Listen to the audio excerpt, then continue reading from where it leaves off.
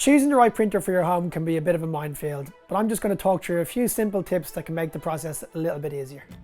When choosing a printer, the first thing you should ask yourself is how many pages do you print? The more pages you print, the more you should invest in your printer. There's a general rule of thumb when it comes to printers, and that is the more expensive printers are cheaper to run. The cost of the printer is a once-off, but the cost of the ink is something that's going to live with you for years. The four main manufacturers of home printers, and they are HP, Canon, Brother and Epson, all have varying printers at all the different levels. So it's not a question of is that a good brand or is this a good brand. Within each of the brand, they all have cheap, lightweight printers at the lower end of the market and more robust, reliable printers at the higher end of the market. So what you have is good models and bad models within all the brands. So when it comes to printers, you really do get what you pay for. So if you pay €70 or less for your printer, you can expect slow print speeds, very basic functionality, and expensive running costs. Generally, it's best to choose a printer in the €100 to €150 price bracket that offers better functionality and, more importantly, high yield printer cartridges that give you low running costs.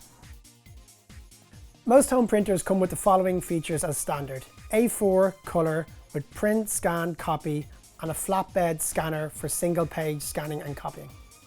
Other features which you may find useful, but you will probably also only find them on the mid to higher end printers, include an automatic document feeder for multi-page printing and scanning, A3 printing and scanning, two-sided printing and scanning, so that means you can print and copy on both sides of the page, and fax. So it's important for you to think about exactly what features you need before you go and buy your printer. When it comes to choosing a home printer, I always say it's all about the ink, the ink, the ink. The cheaper printers on the market usually come with two cartridges, one black cartridge and one tricolour cartridge.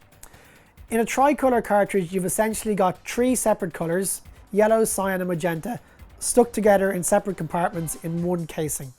So imagine if you print a lot of the same colour, what we would often see is people printing a lot of blue in skies or seas.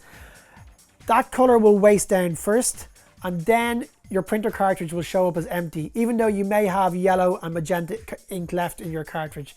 So essentially, every time you replace your colour cartridge, you're wasting ink.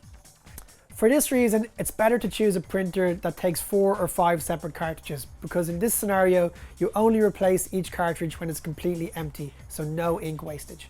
When calculating the running costs of a printer, you need to think about the cost per page, not the cost per cartridge.